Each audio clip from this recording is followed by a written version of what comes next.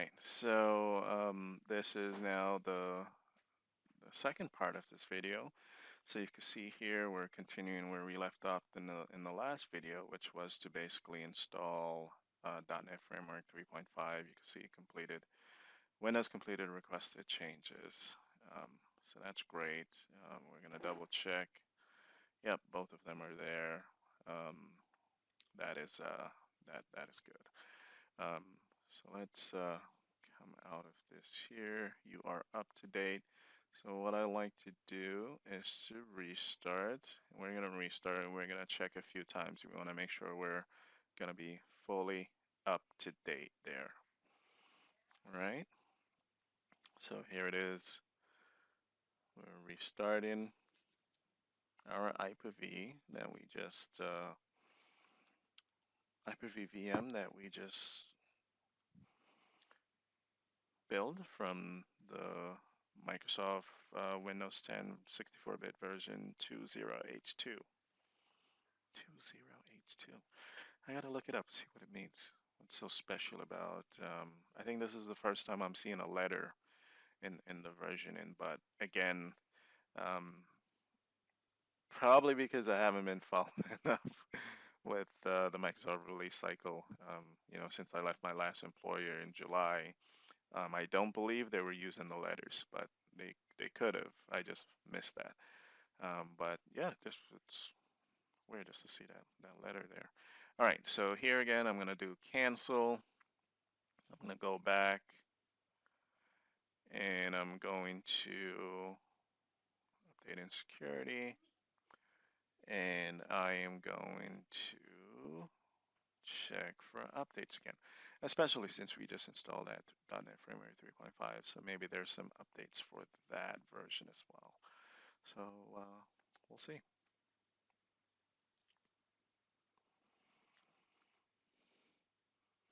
Could be we are in luck. Let's see. Up some more AV updates. And what's the first cumulative update? Well, let's see.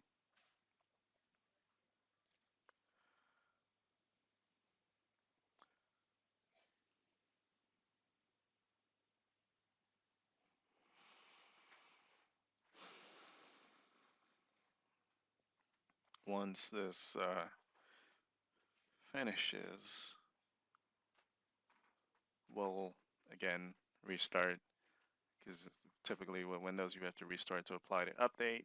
That's probably changing, but from my experience in the past, you got to restart for the changes to take effect. Once it comes back up, you could continue working. So let's wait for this to finish. See if it prompts us to restart. If not, we'll restart manually.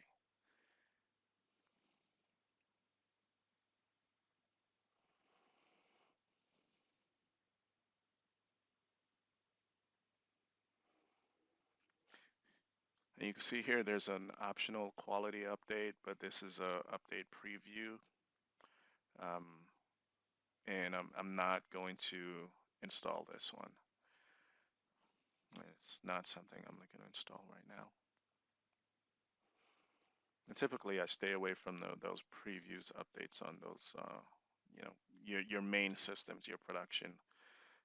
Not necessarily production, but if you use it on a day-to-day, right, it's not one that you're testing with, then stay away from it. But if it's your test PC, yes, you could download it to see what's going on. Okay, so you can see here when the update Windows finally installed that cumulative updates. Again, even though it doesn't show, I am going to restart. Always restart.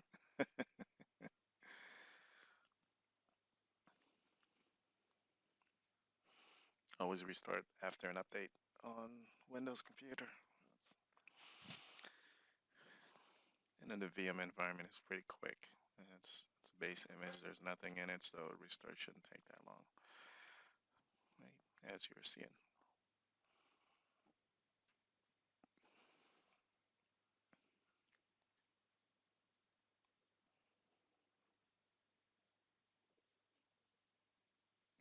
it comes back up, we're going to do the same thing. We are going to check for updates again. We're going to continue to check for updates. I'm going to cancel that window. Oops, not restart. Nope, nope, nope. This time we're going to go to settings. And again, we want to make sure we're fully updated.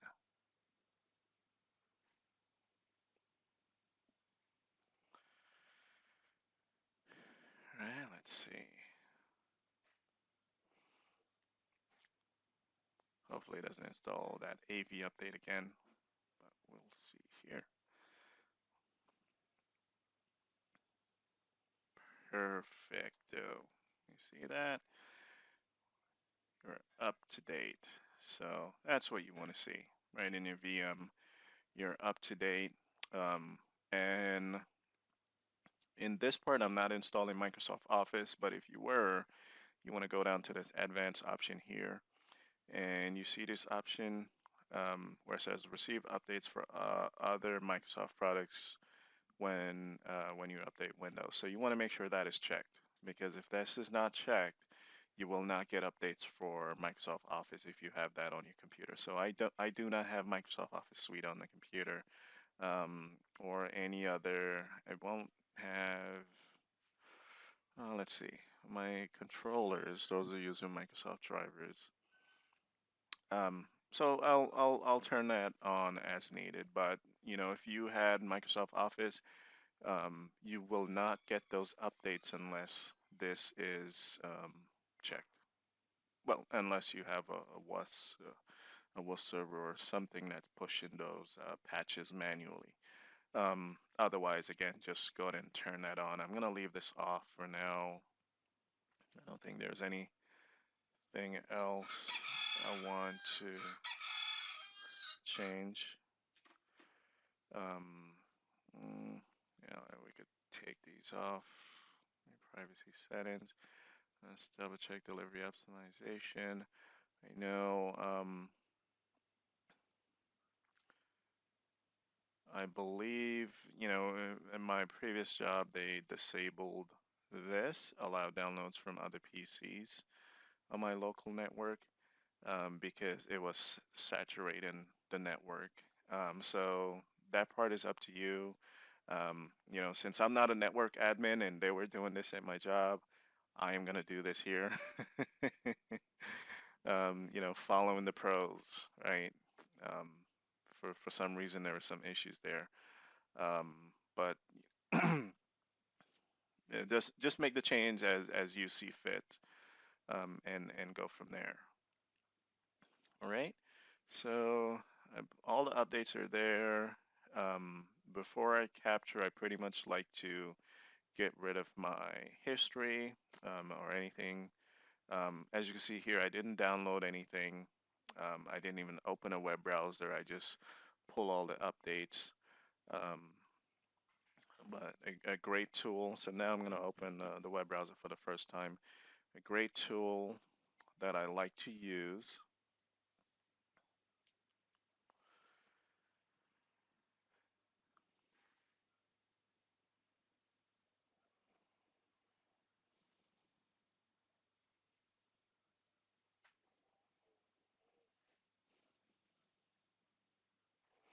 Starting up Microsoft Edge for the first time, bring that up, close that out, and go to Google.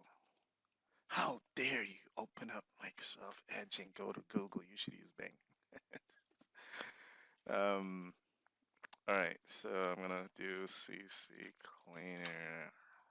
ccleaner. Great program to use to clean up. All right, so we're gonna do the free version here. Right, did I? Yep, here we go. Should be downloading.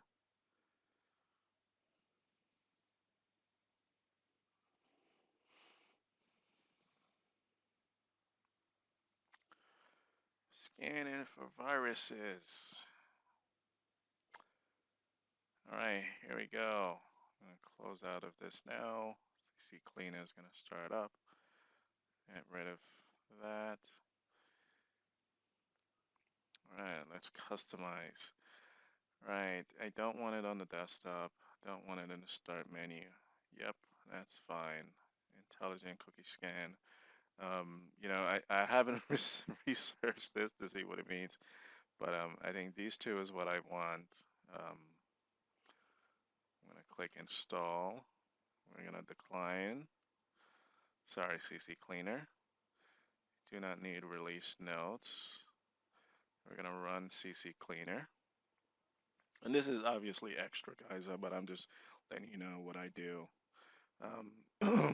So there are some things that you have to check and uncheck.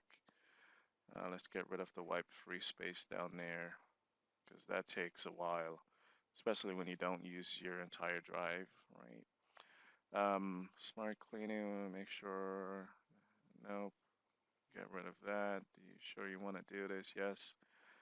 Updates, let's get rid of that. Show me updates notification. Perform updates manually. Yes, I will. All right, only deletes. Nope. Hide warning messages. Let's check that. Show prompt. Nope. Minimize switch phrase. Skip user account warning. I know what this is. Jump list tasks. I gotta look that up as well. Let's leave it for now. No, no, no.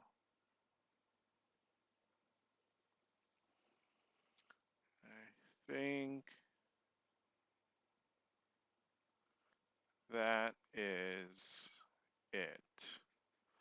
Um, then you come up here and typically I'll check everything except for these, save password. I'll even get rid of the form information. So sometimes you have save password and save cards. You may want to keep that. So you can see here I check everything recent, definitely get rid of that. Network passwords, get rid of that if any stored. Get rid of that. DNS cache. We'll just leave those. Yeah, let's leave that one. And there are times when I'll check this, get rid of the last one. I'm trying to think if I had problems when I did the last one. Windows event logs. All right, I am going to leave that. Let's analyze. Let's see what type of data it's saying it's going to remove here. All right. Temporary system files, some logs, some cache, recent documents. Yeah, all looks safe to remove 146 megabytes, so I'm going to remove that. Don't show me this again, yes.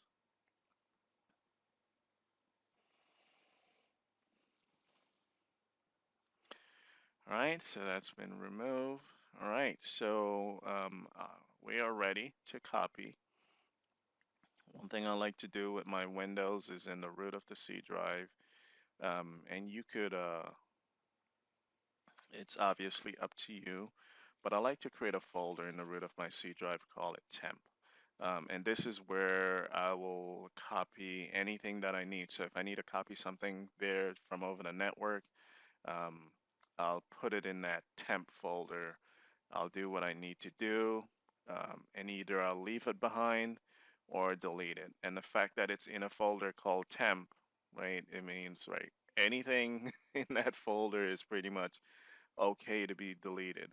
Um, you wouldn't put stuff in the folder called temp if you didn't, um, you know, want it to be deleted. If you want it to be stored permanently, you put it somewhere else, right?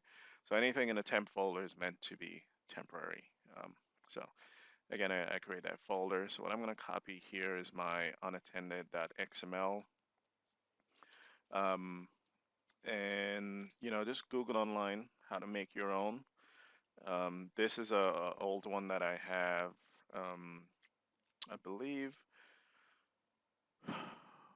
from my Windows 7 days, right? So let's see, AKS SHVH1 C drive. Let's see, right? AKS, then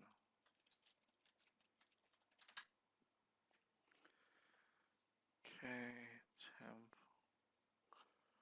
I'm gonna pull over that XML there.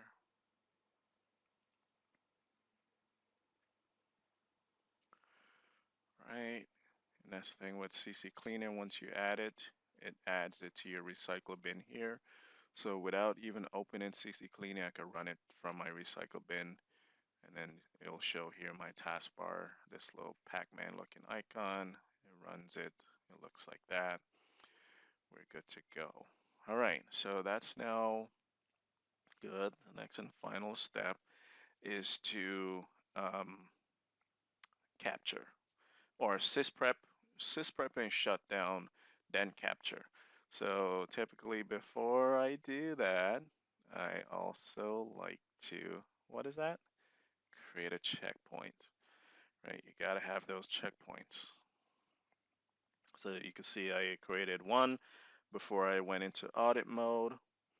Um, and then I'm now gonna create another one before I sysprep and capture. So you can see here it has a timestamp, so it'll let you know.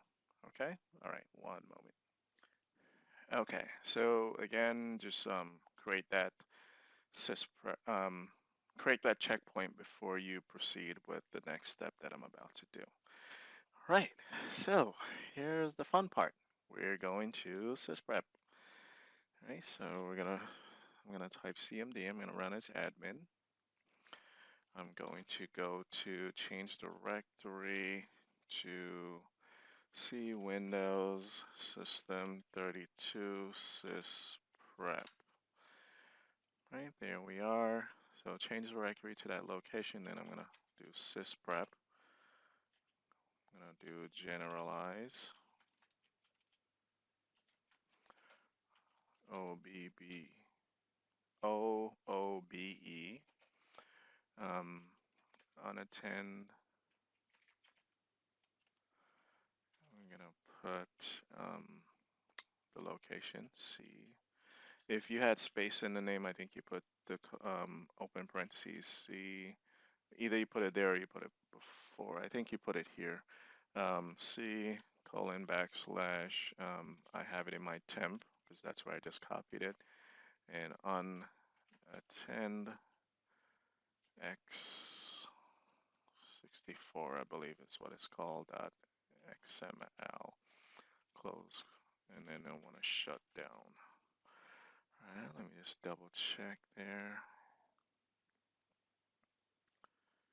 You know, actually I could do it here from, should I just copy that before I did it? All right, so let's see. There, C, temp. Yep, let's just copy this. And let's do that again. Sysprep, generalize. Actually, let's put OBE first. Generalize, I don't think it matters. Generalize, unattend, open quotes, C, temp, put that file name, close quotes, shut down. See if that works. So if it works, we should see that Sysprep window pops up. It's going to process that file, and if everything is good, it's going to shut down.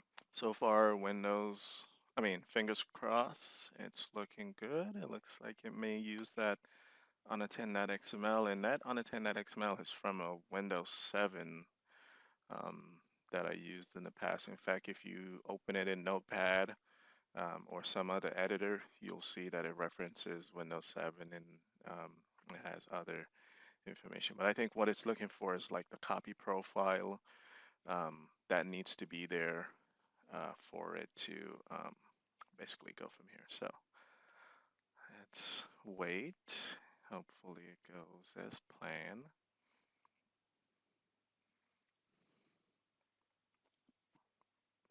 Perfect. All right, so you can see that it's shutting down. So it looks like that Sysprep worked even with the old WinPE there. So I'm going to stop this here and we'll create a part 3 because we're already at 21 minutes, going on 22 minutes. So yeah, go ahead and stop it.